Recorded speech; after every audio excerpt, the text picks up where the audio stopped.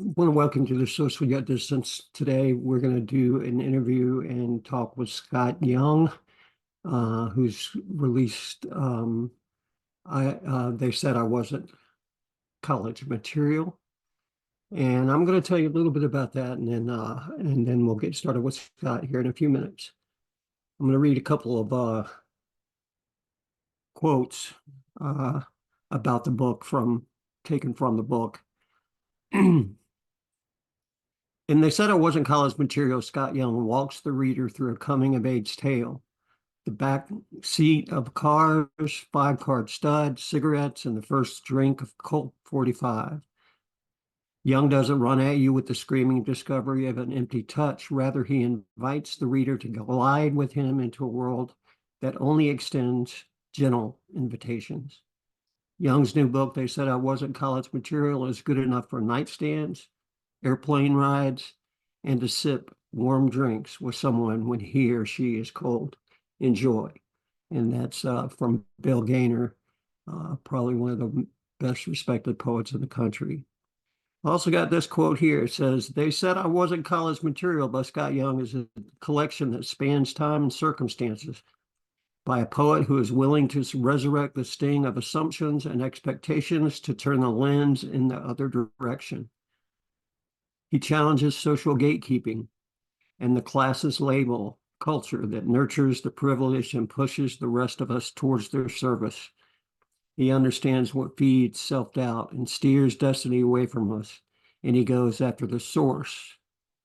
This is not the same as holding up the glass. And that's from Elin Alexander, the co-founder and editor of Collapse Press. We're going to interview with Scott in just a few minutes. I'll leave you with this quote and then we'll take care of a little bit of business. This quote is one you've all probably heard. In spite of ourselves, we will end up sitting on a rainbow against all odds. Honey, we're the big door prize. And that's John Prine, a big favorite of Scott's, and many other poets of similar stature and time in space. Let me take care of a little business. We are in a great experience with Scott. Meanwhile, we do have business expenses. We have supporters for those efforts, and we don't make the big YouTube bucks yet because we don't have the audience available. However, to support our efforts, we do have affiliate business arrangements that can offer you guys as the audience and as the community discounts and prices and special events and things like that. Take a look at our buy me a coffee page for all the details. I will put descriptions and links for all of our relationships in the description of this movie or this video movie. Oh, it's going to be that good. Thanks. Be patient, and we'll be back with Scott.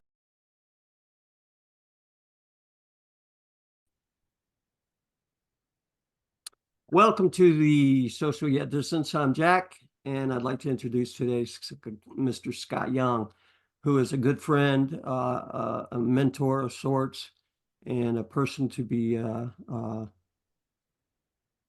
seen, known, loved by as many as I know do. And I hope that you'll take the time to enjoy this afternoon with us. Scott, welcome, my friend. Hi, Jack. So we're here to celebrate the release of this new book. They say I wasn't college material. There it is. It's a beautiful book. And our buddy did the artwork, didn't it? Ray? Yeah, Ray did. Yeah, Ray He, Sweeney did the work. Check out his work as well, folks. Ray Sweeney, he's a master artist and has all kind of stuff for sale to support his efforts as well. We're all about the indie artists, so please go and see Ray. he's a great Beautiful guy. cover, beautiful cover. I get the nature of the title from my own personal experience. They pretty much say you're not college material when you're sitting in prison. So I learned that the hard way. I think that you've learned it a little bit different way, Scott. Tell us a little bit about how this book came together. Well, this book is a collection of poems that probably dates back to 1989 up until 22, I think, maybe 23. And the title came out of when I was 18, I believe, or 17. I was sitting in the high school counselor's office, and the man said, he said, "So what plans do you have?" I said, "I'd like to go to Berkeley." He goes, "What?" I said, "Berkeley."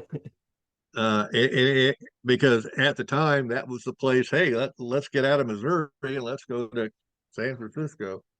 And he says, "Have you ever thought about building cars at Claycomo, Missouri, Ford's?" And I went, "No."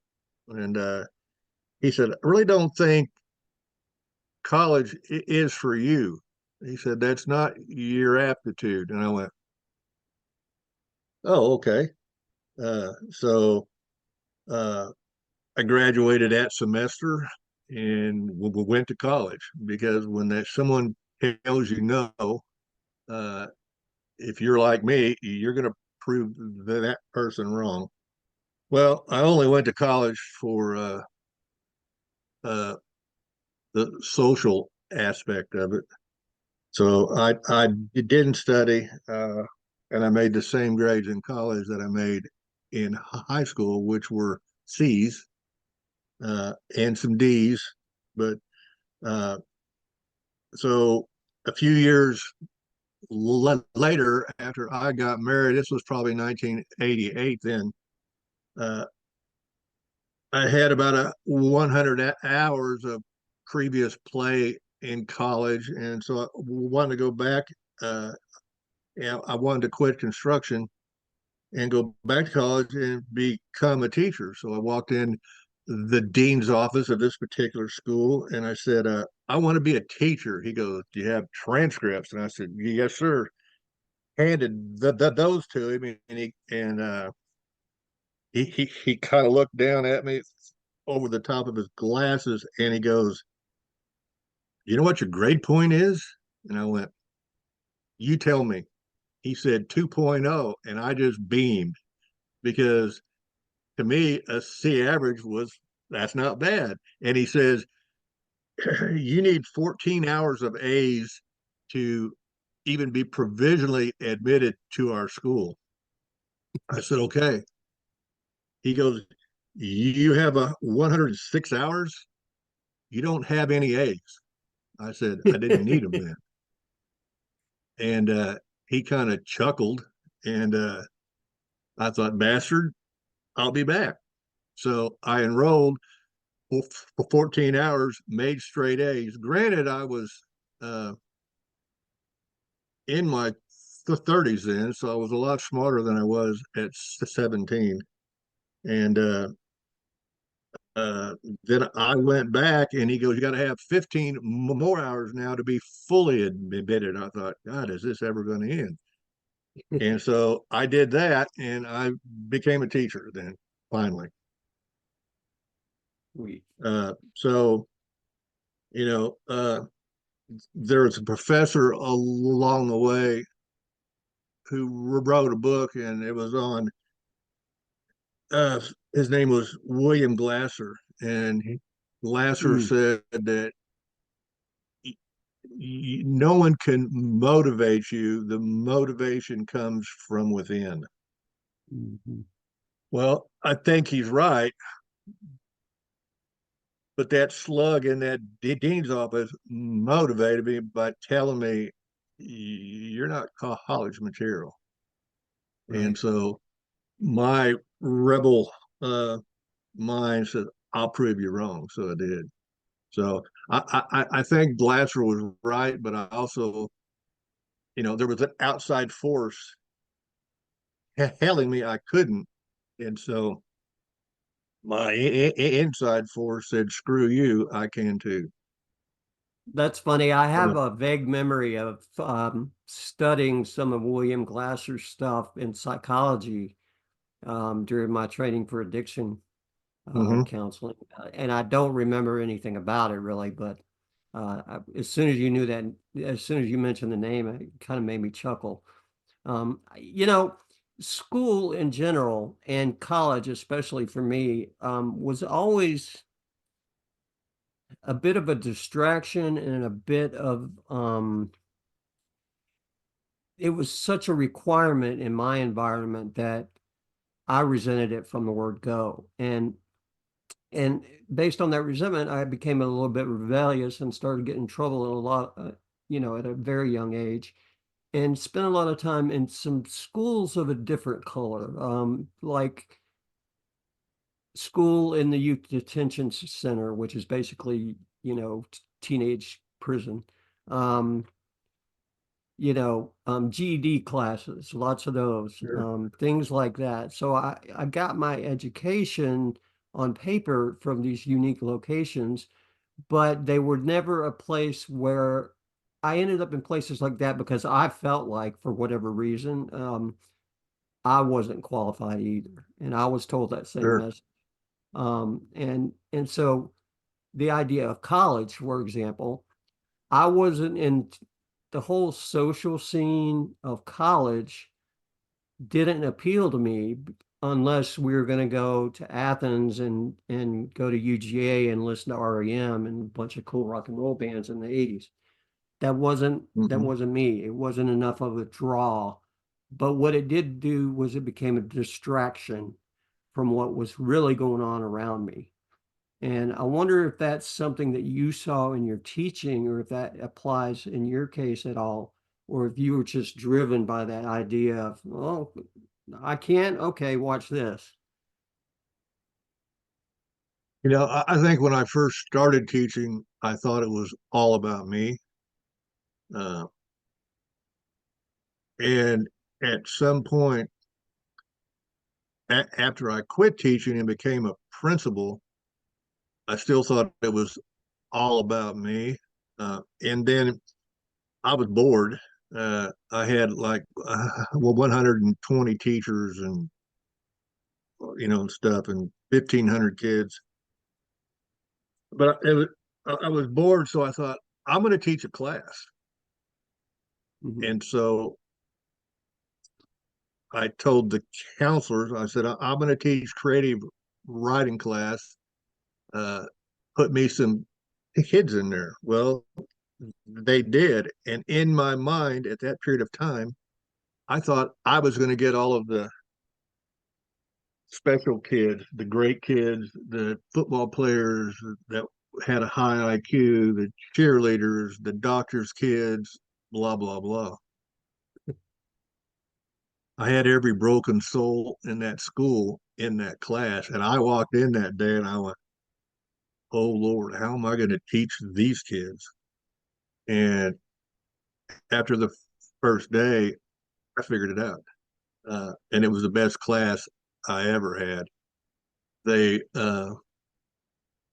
they were all abused or broken, and then I found these kids need somebody to believe in them. So every other class that I taught from that period on, either as a principal or superintendent, I said to the counselors, "Give me every broken kid you have." They go, "Really?" I'm like, "Yeah," because they have a story to tell, and I'm going to teach them how to tell it. And uh, so that was my rebirth or my awakening that education is not about me. It's about these kids that don't have squat or have been beaten down by parents and society. They don't have a chance. And so that turned into my mission. And uh, that's when I became a big boy. Yeah, I think being not ready for our or being not college material is actually kind of a blessing as far as I'm concerned. Um, Hmm. that being said, but I hear the progression that parallels mine in that me, unhappy, bored, boom, what do we do next? You know, and and that changes you. when you open up your mind and open up your heart and you realize it's not about you at all, or that the degree it is about you is on a much deeper level, Sure. um, then those rewards and changes just start flowing through. And I love you, brother. I've watched what you do, and that was the first thing that ever drew to me to you, other than, I mean, obviously your words are what they are, but um that's you in everything that you do, whether it's your personal, your family, your community of poets, you give 100%, and it's not for your result or your outcome. And that is the way I would like to live. And it serves a great model for all of us. So blah, blah, blah. Um, okay, you'll come back. I know. Um, do this. Let's hear some poetry. Let's see where that progression took you. Okay, let's start with the title. It's called Glasser's Motivation Theory, and this is a Japanese form of poetry, I guess. Anyway, it reads: Teachers didn't pull any punches in the 60s and 70s. Not everybody got a blue ribbon, and this was way before the happy face stickers were manufactured.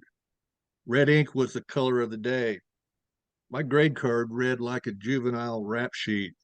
Does not behave well in the cafeteria, That was not me. working up to his potential, will not take no for an answer. That one was handwritten in the comments section by my second grade teacher, Mrs. Blah, blah, blah, bless her little heart. I remember in my junior high bowling league, I did get an I tried trophy. Boy, that was a big deal. My high school counselor said when I asked about going to Berkeley that I should work construction or maybe a factory job building Fords in Claycomo. They said I was not college material. Almost believed them. Beautiful, beautiful, beautiful. Man. Uh, Scott, before you move on, this, you just told the story and then you read the poem, and it was so concise and beautiful. Having the background, it all makes sense. And in our discussion, you know, what I was alluding to is there's always somebody who makes a difference. Somebody like me or you who steps in, not steps in, but makes themselves available to the need, whatever it is. And there was, I had teachers like that. And I'm curious if in the classroom that's the way you were as well. Um, for example, Virginia Burke recognized the fact that I had some acting skills, and she pursued that, and she pushed that, and she saw where my pros and cons were, and she gave me opportunities, and she let me drive her 1971 Corvette in the parking lot, which was really cool. um, but I don't think my school experience after that would have been the same. You know, mhm, Mrs. Brakebill willingly accepted my David Cassidy-ishness, when I'm 10 years old or whatever. And, just let me ride with that, like fed my ego that because I needed it sure. at that point in my life, you know. So talk a little bit about that connection with the kids, because I know it changed my life. Got some poems about some of the kids in this book. It's it's heartbreaking. Uh, it's hard on your family life because in essence you have another family, Hmm. and that's these kids, and their parents, some of their parents that you do get to know. So you're juggling your school family and staff, not just kids, but teachers too. Uh, I had a kindergarten teacher first day of school. She came to my office crying, and she goes, "I can't do this." And I said, "Why?" And she told me how one of the little girls came and told her that this big long story about how her mommy's boyfriend, she's shooting up drugs, told her that if she ever came into his room again, he would have his Doberman chew her face off.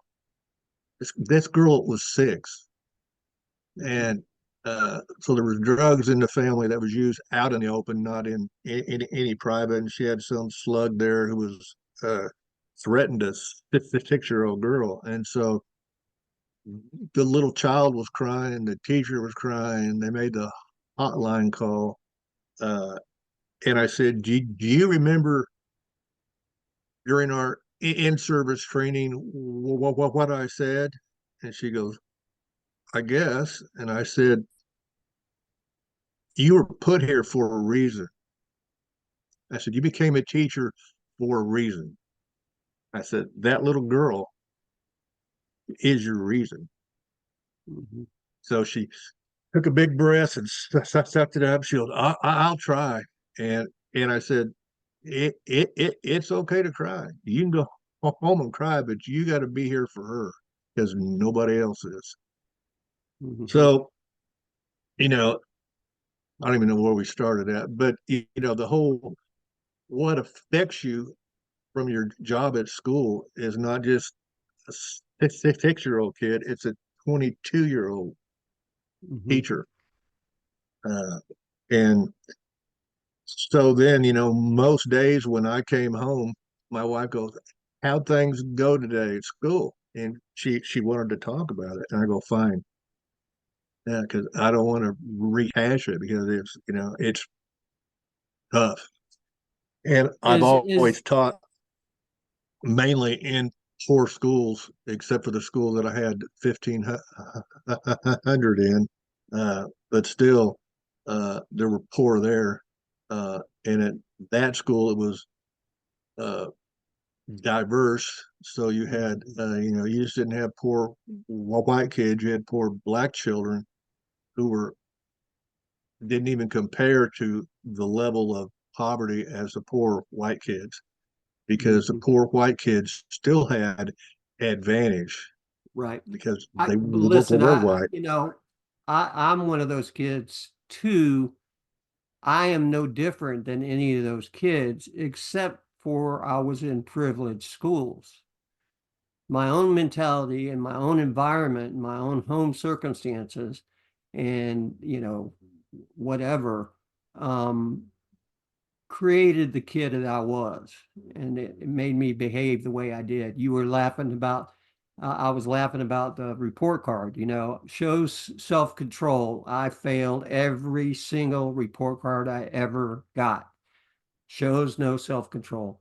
And you have to find a place to get rid of all that at some point. And I'm wondering if poetry, if you ended up in poetry through that growth period, or was that a part of it before, during, after, as it, you I know, I ended up in poetry in 1972.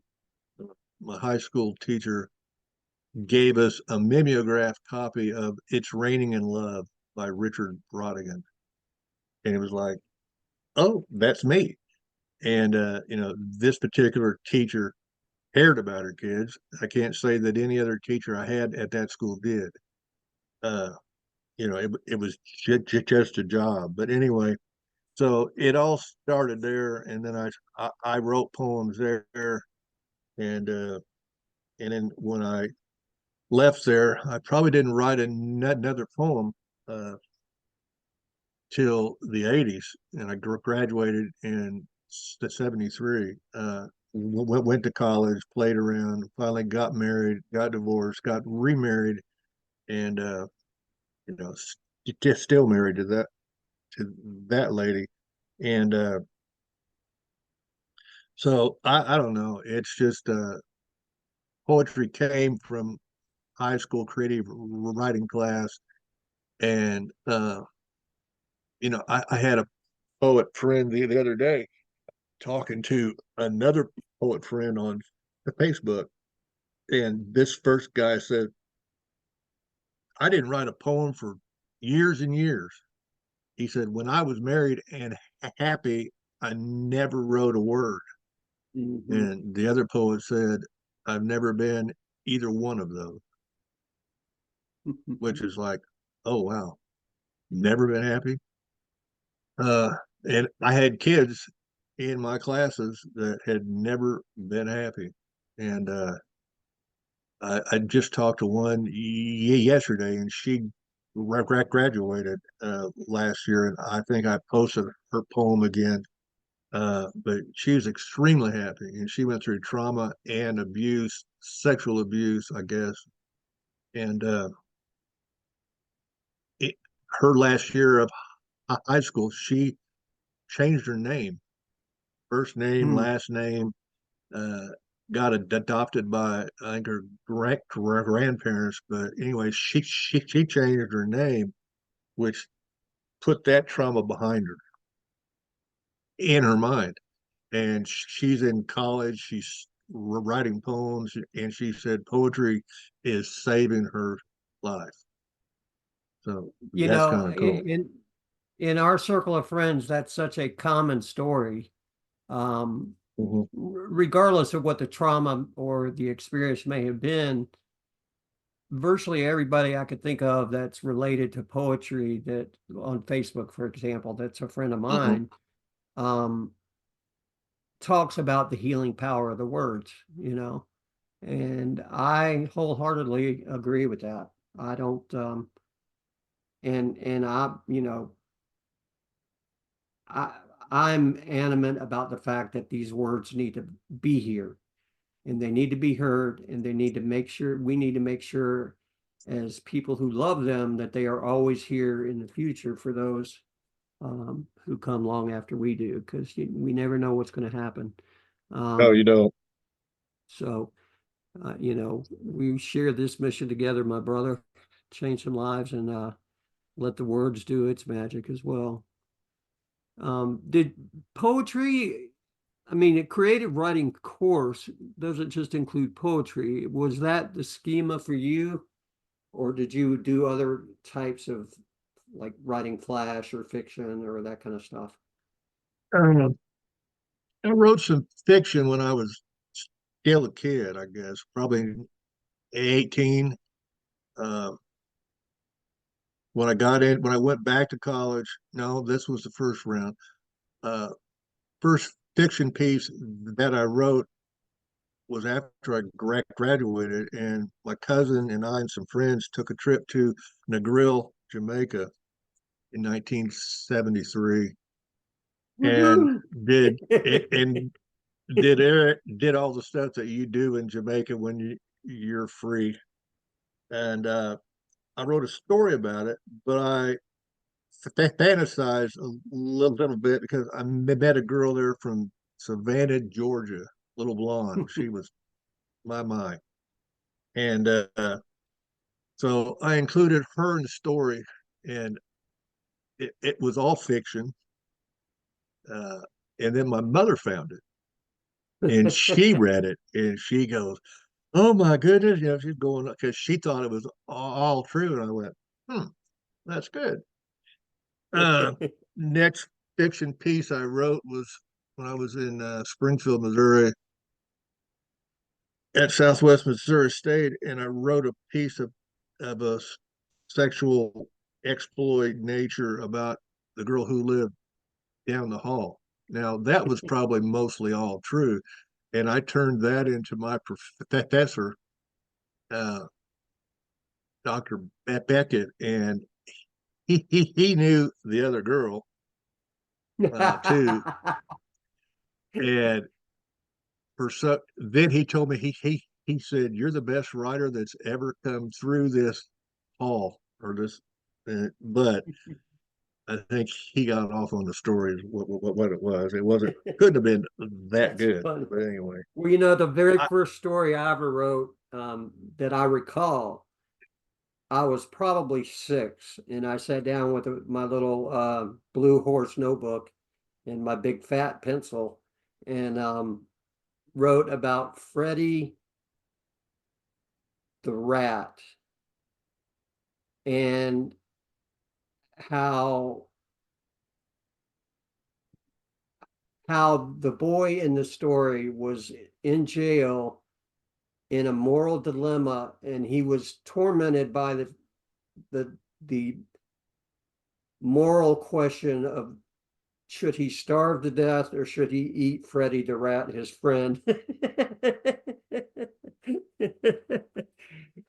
Not that I was twisted at any it point was in my twisted at life. 6. Yeah.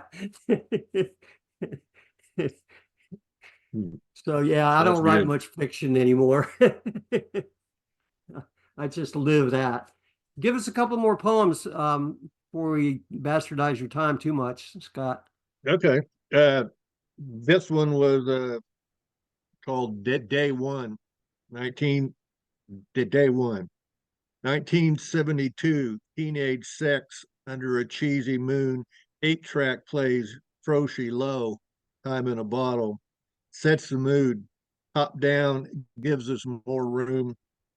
You borrowed your sister's 28 days of Kama Sutra. We had 20 minutes before the porch light came on. I prayed for 27 more days, just like this one. That's a kid poem. That's a good one, though. Uh, this is I'm going to skip back to this one. It is about a student I had a couple years ago, maybe, and you've probably seen this one, but I'll read it. It's called "After Breakfast: The Last Day of School." Love it. JC sat in my office, buried his head in his hands, sobbing between dropping the F bomb. Said some kid looked at him wrong, called him a effing psycho. He said it's getting worse, and it's been like this his whole life. And every father he's ever had called him worthless. Before I made the call, he made a gun with his hand, pulled it, put a finger to his temple, and said, "This is how it ends today. Screw this." I lied to him and said, "It will get better when he gets older. Just give it time." He looked up with nothing in his eyes and pulled the trigger.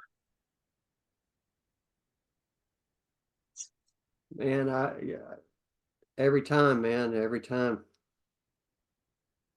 And he wasn't the only kid, is the thing. If that was the only kid that had problems in that small school with a graduating class of 15, 12 of them were just like that.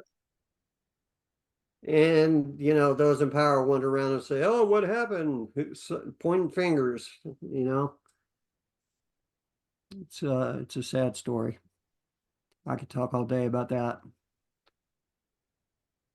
I Um, have I had a teacher at that school, and he had retired, and he came back to teach. He came from Oklahoma, I believe, and he was probably a couple of years ago. He was probably 69, which is what I am now, but he had taught forever, and he loved kids, and he was a great teacher. And he said, "I'll do whatever you have." So I found him a spot, and I got to know him pretty well.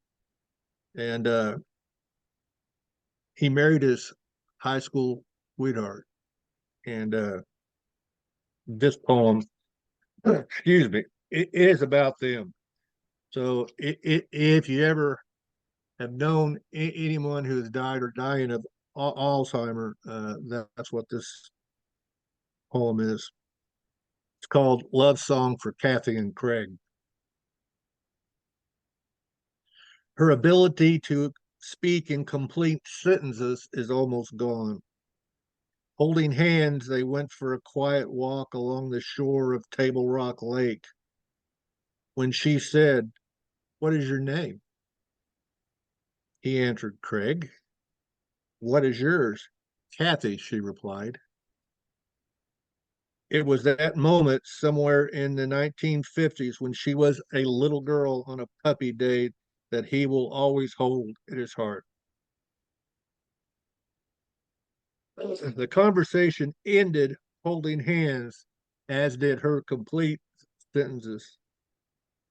He said he remembers when they were two kids working at Silver Dollar City with the whole world laid out in front of them, the light in her eyes, as if it would never end. That was tough to read. Yeah, I can imagine. Yeah, I can imagine. I uh I can only imagine what it might be like to go through that from either side of that fence. Sure. Very, very, very well represented, Scott. Thank you for sharing that. I don't know how in the world they did it, but Yeah, it's kind of an today, amazing thing. hmm, The yeah, and humans, yeah, I've gone through it, not in that degree, but with a brother and with in-laws and stuff like that, and it's not what you want to watch. mm-mm. You know, Well, yeah, I can't say that I've been too close to it. Um, but I've watched a lot of people uh, have to dance their way through a lot of different problems. So I can only imagine, hmm. you know. Oh, sure, yeah, Um, well, thanks for that, Scott. That's a beautiful piece. And why don't we go ahead and I don't want to take much more of your time. You want to okay. pick out a whiz bang to close us out? I got one that will close out, and this one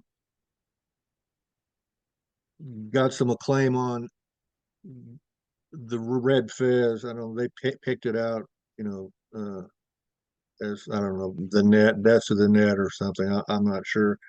This is also about a child that I had in class. It's called She Only Wants. She says her parents loved her so much they divorced. So at 14, she walks 3 miles down a dirt road, drive her grandparents home from the bar that turned into all day.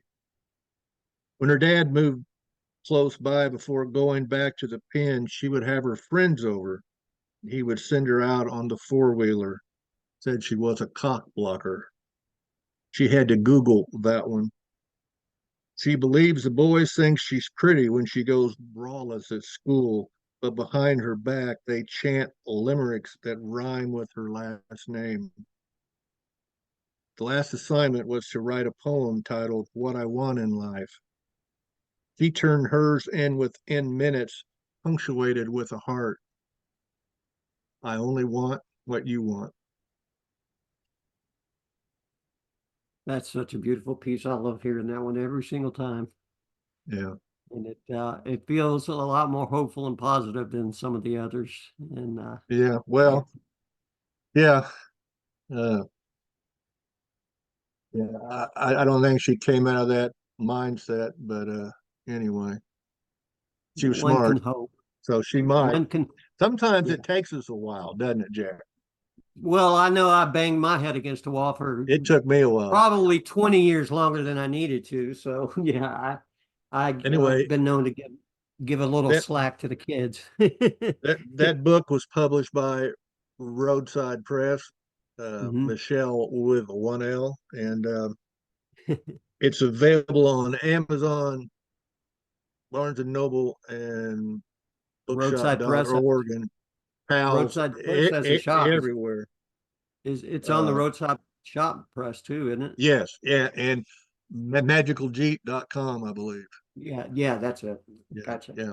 Well, So, thanks so much, Scott. You and I can do this anytime you want, man. Just sit here. We don't have to necessarily record it, but I sure. appreciate you coming by and sharing your words with us. And much more than that, I appreciate you as a human and for all the effort that you've put into your life and the people that you have around you. And you've Well, built quite a community, and that's based on the results of the heart that you carry with you. And I thank you, Jack, and I thank you especially for what you what you do for poets, and it's probably unmatched. And uh, you deserve some, some applause because you're doing it for free, and that says no, I'm something. not. I'm going to tell you guys where the sponsors are later. All right, a good deal. I would spread Scott Young's words for free forever for until the end of time. So, and that is the purpose of socialyetdistanced.com is to make sure that those words never get lost. So please help us in that mission. Scott, thank you so much. I hope that you audience, Mr. and Mrs. Audience, that you enjoyed your Sure. afternoon with us and that you'll come back and visit us more. Thanks so much. But thank you, Jack. Thank you.